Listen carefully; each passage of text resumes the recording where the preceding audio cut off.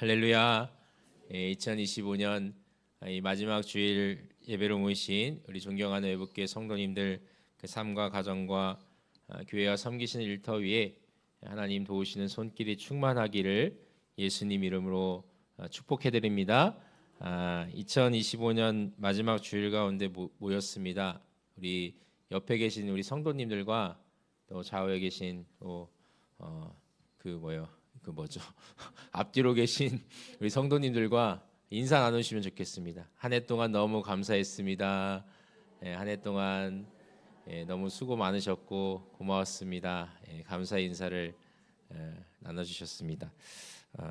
감사했습니다. 한 해 동안 너무 감사했습니다. 저는 그 정리정돈을 잘 못합니다. 그래서 제 2층 책상에 와 보시면 좋은 말씀들을 안 하실 것 같으세요. 엉망입니다. 제가 왜 정리정돈을 잘 못하나 곰곰이 생각해 보았습니다. 가장 큰 이유가 뭘까요? 여러분, 정리정돈 못하는 사람의 가장 큰 특징이 뭔지 아십니까? 잘 못 버립니다. 버려야 될 것들이 있으면 버려야 되는데 못 버려요. 제 책상도 그렇습니다. 제가 책상 위에 뭐가 있나 좀 이렇게 첫 서랍과 책상을 설교를 준비하면서 좀 살펴보니까요, 뭐가 나온지 아십니까? 2018년 영수증이 나와요. 뭔 내용이 적혀 있는지도 모르겠어요. 다 이제 잉크가 발화돼 가지고요. 이게 대체 어떻게 하다가 서울을 같이 떠돌다가 여기까지 함께 내려왔나 궁금했습니다. 그러면서 스스로 반성하며 다짐했습니다. 2026년 새해에는 좀 잘 버릴 것들은 버리고 정리할 것들은 좀 잘 정리하자. 이러한 그 스스로의 다짐을 했는데 잘 지킬지는 모르겠어요. 제가 그 예전에 봤던 좀 그 TV 프로그램 중에 이 신박한 정리라는 프로가 있었어요. 신박한 정리. 혹시 보신 분 계신가요? 신박한 정리. 이 집안의 여러 가지 것들을 좀 정리정돈하고 집을 새롭게 하는 그런 프로인데요. 여러분들 좀 아시는지 모르겠는데 이 수납 전문가 분들이 계세요. 자격증도 있습니다. 이 가정의 수납을 이렇게 도와주시는 그 전문가 분들이 계세요. 이분께서 의뢰하신 분들의 이 집에 방문하여서 집에 이제 수납을 돕고 이 정리정돈을 해주시는 그런 프로였거든요. 근데 이분들이 정리를 하면요, 집이 진짜 새로워져요. 뭔가 리모델링을 하지 않아도요, 새로운 집으로 이렇게 꾸며주시더라고요. 집주인들이 이렇게 새롭게 변한 자기 보금자리를 보면서 대다수 하시는 말씀들이 있습니다. 근데 그 말씀이 제 마음에 참 많이 남았어요. 어떤 말씀들이었냐면, 버리니까 너무 행복해요. 비우니까 뭔가 집이 너무 새로워진 것 같아요. 마음이 너무 기뻐요. 이런 말씀들이었습니다. 우리 사랑하는 외국교회 성도 여러분, 이제 2025년이 끝을 맺습니다. 그래서 제가 할 말은 아닌 것 같은데 캐캐 묵은 것들은 좀 잘 버리시기 바랍니다. 그래서 우리가 뭐 그게 묵은 감정이 되었든 혹은 뭐 소유물이 되었든 우리의 가치관이 되었든 또 우리의 오래된 사고 방식이 되었든지 간에 좀 불필요한 것들을 잘 버리고 비우는 것도 지혜입니다. 그래서 버리고 비우시면요, 분명히 새로운 행복이 찾아올 것입니다. 이러한 지혜를 있는 삶을 살아가시는 우리 성도님들 되시기를 축복합니다. 그래서 오늘은 이 한 해를 보내고 새해를 기다리는 시점에 우리가 뭘 버리고 비우면 좋을까? 그리고 버리고 비우는 사람에게 하나님께서 어떤 복을 내려주시는지 그러한 말씀을 주제로 오늘 이 이야기를 나눠보려고 합니다. 제가 설교를 하면서 그 인도의 그 예화를 많이 듣는데 오늘도 인도 얘기를 잠깐 할게요. 제가 인도에 잠깐 지낼 때예요. 하루는 이 힌두 교인, 그러니까 힌두교를 섬기시는 이분에게 이제 집에 초대를 받았습니다. 식사 초대를 받아서 집을 방문하게 되었는데 이 집을 방문하면 사실 우리가 자연스럽게 집 구경을 하잖아요. 이 집을 어떻게 사시는지 구경을 하는데 인도교인들 중에는 자기 가정의 형편이 괜찮으신 분들은 그 집에다가 작은 제단을 마련해 놓아요. 그래서 거기다가 이제 자기가 섬기는 신의 어떤 아이콘, 그러니까 성화라고 해야 될까요? 그런 그림을 놓고 거기다 향대를 놓아서 매일 아침마다 향을 피우면서 이 간단한 약식 제사를 드립니다. 매일 아침마다요. 그러니까 기도를 하는 것이죠. 근데 그 작은 제단 옆에 뭐가 있었냐면은 그 장식장 같은 게 놓여 있었어요. 장식장. 이게 장식장 안을 이렇게 보니까요. 여러분 힌두교는 신들이 엄청 많거든요. 그래서 자기가 섬기는 그 신들의 신상들이 그 장식장 안에 빼곡한 거예요. 그래서 뭐가 있나 이렇게 좀 살펴보니까 그 신상들을 보다가요. 제가 충격을 받았습니다. 거기에 있으면 안 될 것이 하나가 있는 거예요. 그게 뭐였을까요, 여러분? 뭐가 있을까요, 그 안에? 십자가가 있는 거예요. 십자가가. 예? 그 힌두교 신상들이 가득하는 그 장식대 안에 십자가가 있어요. 그래서 사람들이 놀랬죠. 같이 가신 분들이. 그래서 웅성웅성하고 소란스러우니까 이분께서 이렇게 오시더니 저랑 친하게 지냈거든요. 제 어깨동무를 이렇게 하시면서 뭐라고 말씀하시냐면 제 이름을 부르시면서 야, 나도 예수님 믿는다. 예수님도 내가 믿는 신들 중에 하나이다. 이렇게 너무 자연스럽게 말씀하시는 거예요. 우리가 갖고 있는 이 신앙관 안에서는 뭐 이해가 잘 안 되지만은 이 힌두교인들은 다신론, 이 폴리티즘이라고 하는 다신론, 그러니까 여러 신들을 섬기거든요. 그러니까 자기가 섬기고 싶은 신들 중에 예수님도 자기의 신으로 모실 수가 있는 거예요. 그건 너무 그들의 신관 안에서는 자연스러운 것입니다. 그때 제가 야 이런 게 진짜 우상숭배구나. 이런 게 진짜 우상숭배구나. 이런 뭐랄까 이렇게 생생한 교육을 느꼈던 것 같아요. 근데 그때 또 번뜩하면서 생각난 것이 뭐였냐면은 여러분들 머릿속으로 한번 우리 각자 생각으로 한번 지금 내가 추구하고 있는 것들, 내가 중요하다고 생각하는 것들, 이 내 마음의 중심에, 내 생각의 중심에 뭐가 있는지 한번 잘 생각해 보시길 바랍니다. 내 마음의 장식장을 이렇게 들여다 보았을 때에 여러분들 뭐가 제일 먼저 보이십니까? 내 마음의 중심에 뭐가 제일 눈에 환하게 보이세요? 저는 그 우상이 가득한 장식대를 이렇게 보았을 때예요. 하나님께서 어떤 묵상을 주셨냐면, 야, 저 모습이 내 마음의 상태구나. 버려지지도 않고 정리되지도 않는 하나님보다 더 사랑한 것들로 채워진 저 장식장의 모습이 내 마음의 상태구나. 이런 마음의 묵상을 주셨어요. 여러분 솔직하게요. 내 마음속에 정리될 것들이 잘 정리되어서 그 마음을 들여다보니 가장 눈에 보이시는 것이 하나님이십니다. 예수님이십니다. 이렇게 자신 있게 말씀하실 수 있으십니까? 저는 솔직하게 자신이 없어요. 여러분 솔직하게 내 마음에 다른 것들이 잘 정리되어 가지고 그 마음의 중심에 하나님이 계십니다. 이렇게 우리가 어떻게 말할 수 있을까? 우리 안에 뭐랄까 이렇게 정리되지 않고 잡다한 것들이 얼마나 많이 있습니까? 그 잡다한 것들로 인해서 정작 손을 뻗어서 가까이 해야 하는 그 자리에 하나님께서 계시지 못할 때가 얼마나 많이 있냐는 말이에요.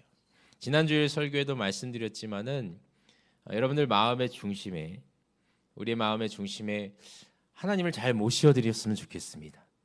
예수님을 모시는 은혜가 있었으면 좋겠습니다. 그러기 위해서는요, 먼저 내가 우상처럼 섬기고 내 마음을 쏟고 내가 하나님보다 더 사랑하는 내 가치관들 이런 것들을 한 번쯤은 정리해야 합니다.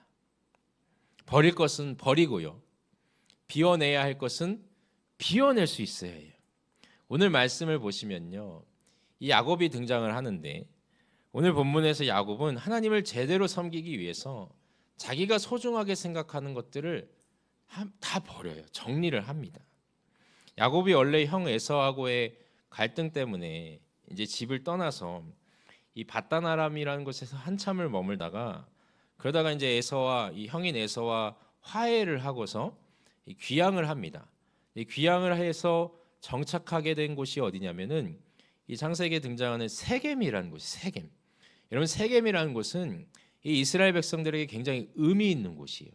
왜냐하면은 아브라함이 하나님의 부르심을 받아서 약속하신 땅으로 이렇게 가게 되는데 그 가나안 땅에 처음 발을 내디딜 때에 첫 발을 내디딘 곳이 어디냐? 이 세겜 땅이에요. 세겜 땅.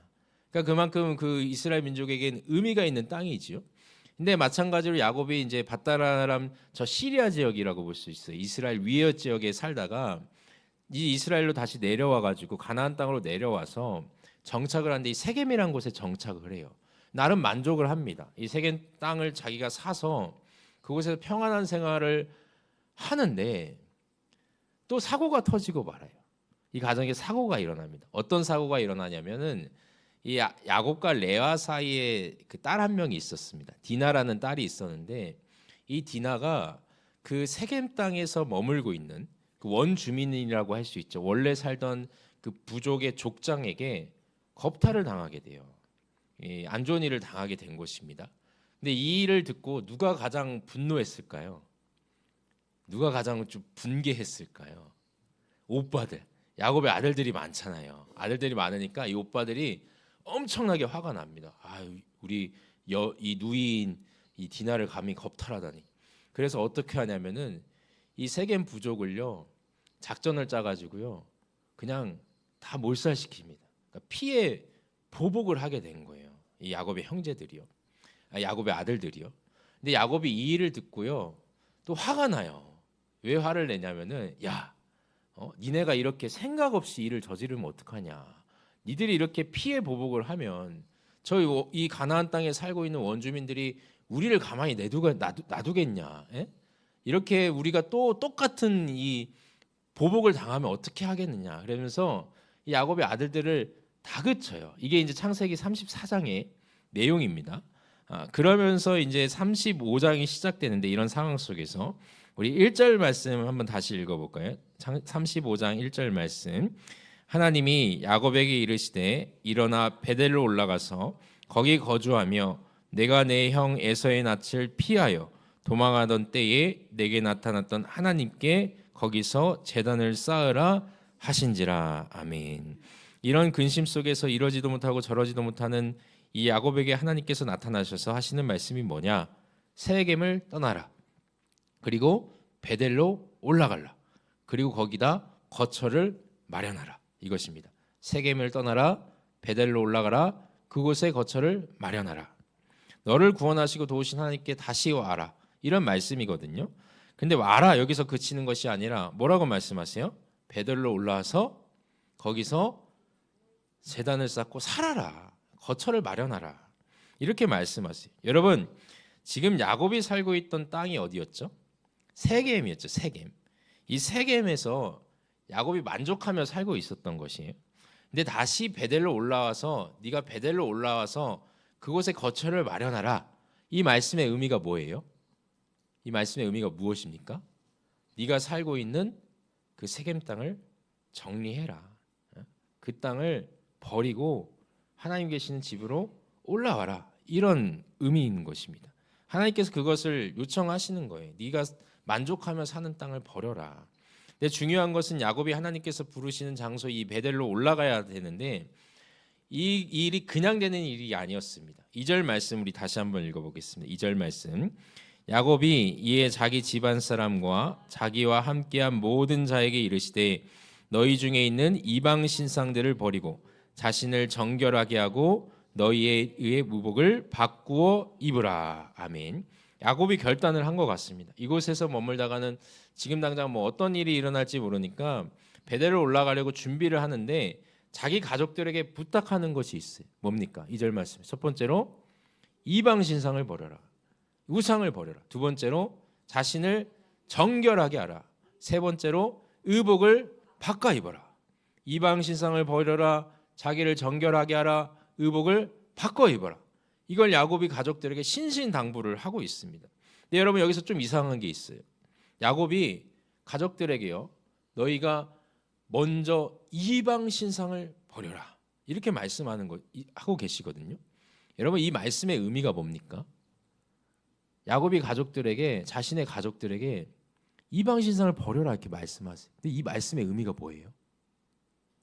이 가족들이요. 뭘 가지고 있었던 것입니까? 우상들을 가지고 있던 거예요. 야곱의 가족 그 식솔들이요. 형제 그 아들들이 이방 신상을 가지고 있었던 거예요.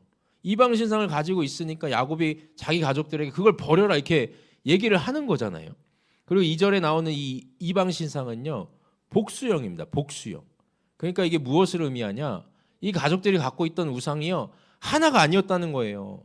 여러 우상들을 가지고 살았다는 것입니다. 여러분 참 이상하죠. 예? 하나님께서 함께 하시고 부르셨던 그 야곱의 가족에 뭐가 있었다는 거예요? 이방신상이 있었다는 거죠. 이방신상. 그 가족들의 식솔들이요, 그 우상들을 가지고 그 우상들을 섬기면서 살아왔다는 것입니다. 여러분 이것이 뭘 의미할까요? 뭘 의미하겠습니까? 하나님을 섬기는 사람들이요, 그 우상을 버리는 게 쉽지 않다는 것입니다. 그게 결코 쉽지가 않아요. 여러분 우리가 생각해 보면 우리도 크게 다르지 않은 것 같습니다. 성경은 우리가 무슨 종교적으로 다른 신상을 가지고 무언가 다른 종교를 섬겨야지 그게 그것만 우상이라고 말하지 않습니다. 하나님께서 계셔야 하는 자리에 다른 것이 자리를 차지하고 있으면요, 그것이 곧 우상이 되는 것입니다. 우리가 하나님보다 돈을 더 사랑하면 돈이 우리의 우상이 될 수 있는 것이고, 내 고집과 내 자아가 하나님의 자리를 차지하고 있으면 나 스스로가 우상이 될 수 있는 것입니다. 하나님이 내 인생의 주인이라고 우리는 말은 잘하죠.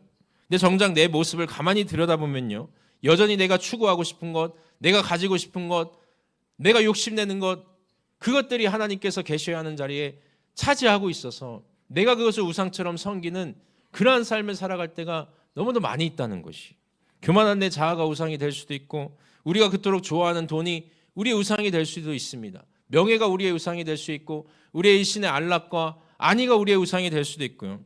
또는 내 고집과 생각이, 또는 내 자녀조차 우리의 우상이 될 수도 있는 것입니다. 그런데 하나님께서 분명히 야곱에게 말씀하세요. 그걸 한번 좀 정리해라. 좀 버려라. 여러분, 가정에서 이 계절이 바뀌는 날에 옷장 정리 한번 하시죠. 그러면 저희 집에요, 좀 소동이 일어납니다. 왜냐하면은 특히 집안일을 하시는 분들은 공감하실 수 있는데, 저는 오래된 옷을 잘 못 버려요. 잘 안 입는 옷도 안 버립니다. 가끔씩 집에서요, 제가 그 구멍난 옷이나 이 찢어진 옷을 입고 있거든요. 그러면 저희 딸아이 소리가 와가지고요, 그걸 아빠 입지 말고 푹푹 찢어요. 이 헝겊대기가 오래되니까요, 다 낡아서 그 손만 갖고 쭉 하면 쭉쭉 찢어지거든요. 그게 또 재밌나 봐요. 어느 날 이제 옷장 정리를 하다가 색이 완전히 바래지고 이 상표도 낡아 없어진 그런 체육복이 하나가 나왔어요. 아내가 이걸 보더니요, 당장 갖다 버리겠대요. 벌레 생긴다고요. 그래서 제가 안 돼 이렇게 말렸습니다. 왜 그랬냐면은 그 체육복을 제가 고3 때인가 입고서 체육대회 때 우승했거든요. 그러니까 얼마나 소중한 체육복이에요. 그래서 말렸어요. 안 돼, 그건 내게 의미가 있는 체육복이야. 근데 여러분 사실 그냥 지내다 보면요, 그 옷이 있는지 없는지 제가 알까요? 몰라요. 이사할 때 이미 갖다 버렸을 수도 있습니다. 찾아보니까 없더라고요. 근데 여러분 그냥 미련이 남는 거죠. 미련이. 서두에 말씀드렸던 이 신박한 정리 프로그램을 보면요, 이 집안 정리를 의뢰하는 사람들이요, 처음에는 되게 불편해하고 망설여요. 왜냐하면 집을 정리하는 데 있어서 가장 먼저 선행되어야 하는 것이 있습니다. 뭘까요? 필요 없는 것들은 다 갖다 버려야 돼요. 그래야 집이 좀 정리가 될 수 있거든요. 그런데 이 사람들이 집안의 물건들을 버리지 못하는 데에는 다 이유가 있어요. 뭐 추억, 저처럼 그 물건에 추억이 있을 수도 있고, 혹은 내 손에 익어서 그럴 수도 있고, 그러니까 미련이 남으니까 결국에 못 버리는 거예요. 근데 못 버리면은 집안 정리가 되지가 않습니다. 그런 아쉬움과 미련들을 결단하고 버리고 정리한 뒤에 이 새롭게 변한 이 집을 보면서, 그런데 집주인들이 엄청 행복해합니다. 버리면 참 쉽게 해결될 일인데 그것까지 가는 게 좀 어렵고 힘든 것이지. 저나 여러분들도 하나님을 열심히 좀 믿고 따르고 싶은데 그 마음은 굴뚝 같잖아요. 근데 그것들을 가로막는 것들이 많이 있어요. 뭐 각자마다 다 이유가 있고 논리가 있고 변호할 말들이 많이 있습니다. 그래서 미련이 남는 것이죠. 그러나 그랬으면 좋겠어요. 한 번쯤은요, 우리의 신앙도요, 우리의 마음의 상태, 하나님을 섬기는 우리의 마음의 상태를 정리정돈할 시점이 옵니다. 필요합니다. 반드시.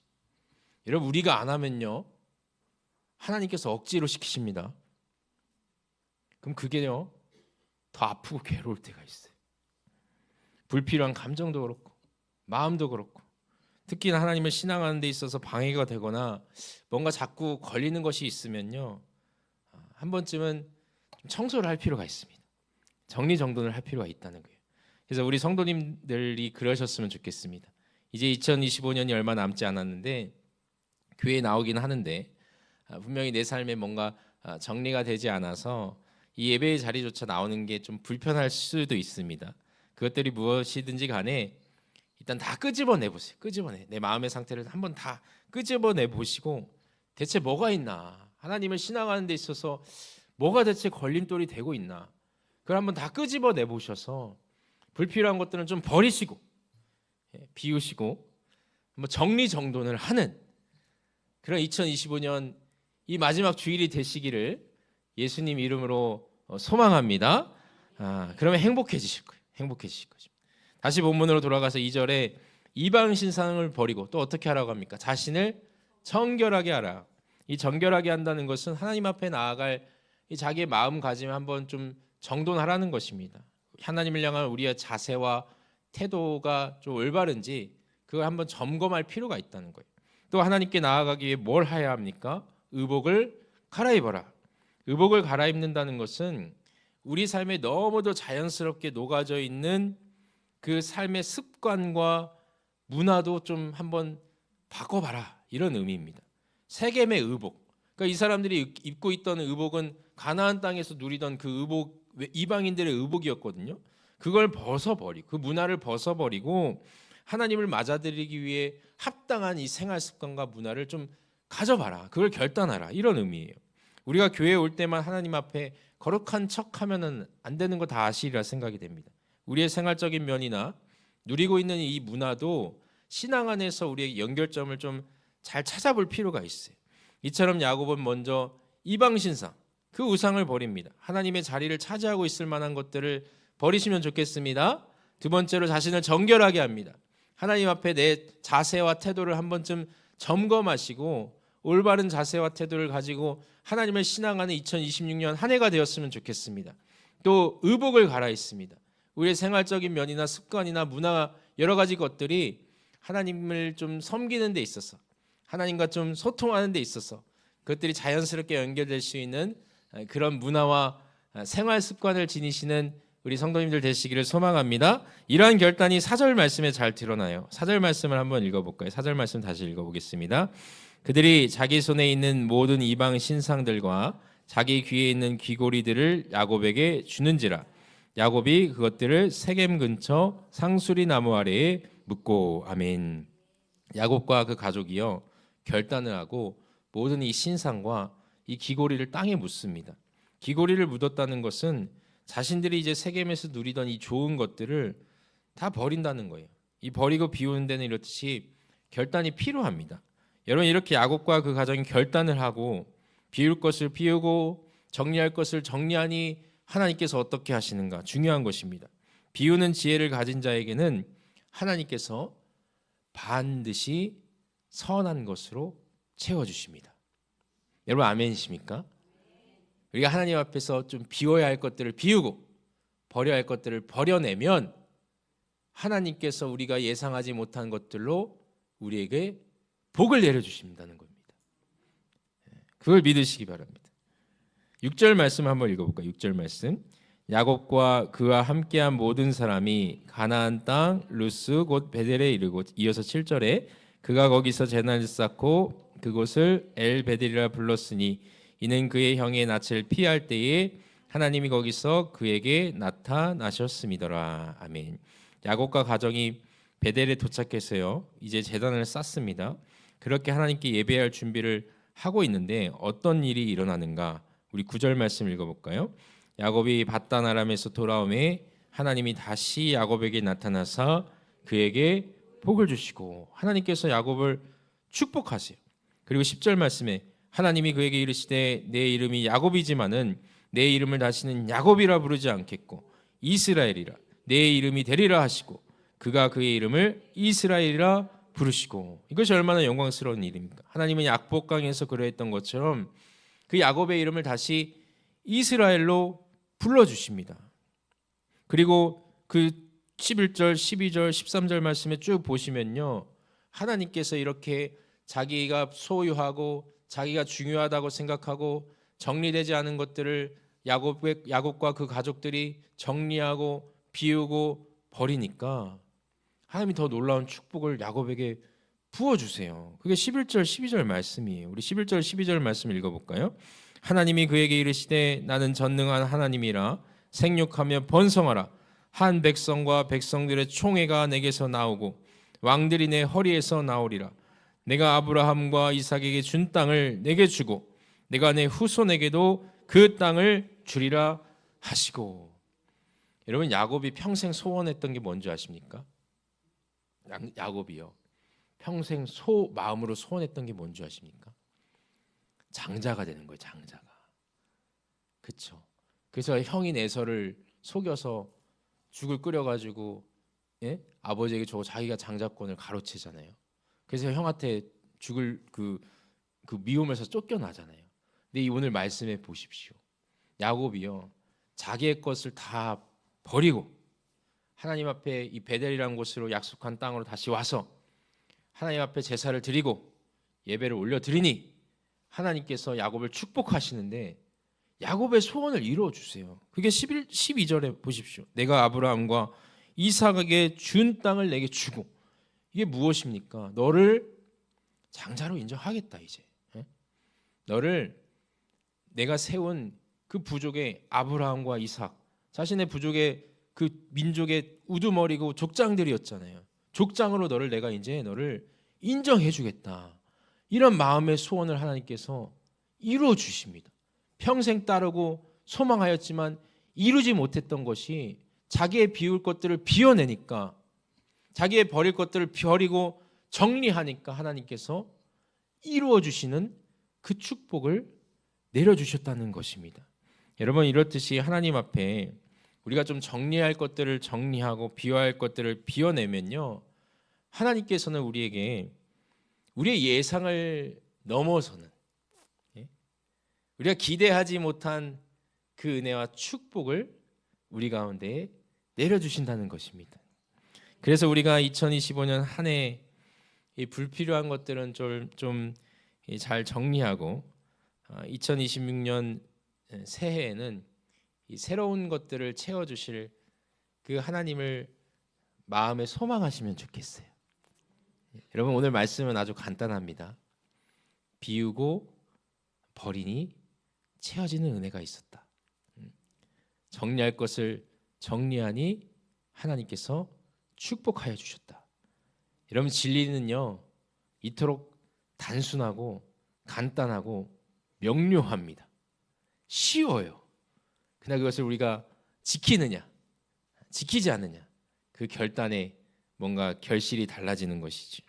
그러므로 오늘 이 마지막 송년주일 예배를 드리시면서 이렇게 결단하시면서 기도하시기 바랍니다. 하나님, 2025년 이 마지막 때가 정리할 것들은 좀 잘 정리하는 그러한 시기가 되게 하여 주시옵소서. 그리고 새롭게 변화된 마음을 가지고 새해에 부어주실 그 하나님의 은혜와 축복을 소망하는 성도의 삶을 이루게 하여 주시옵소서.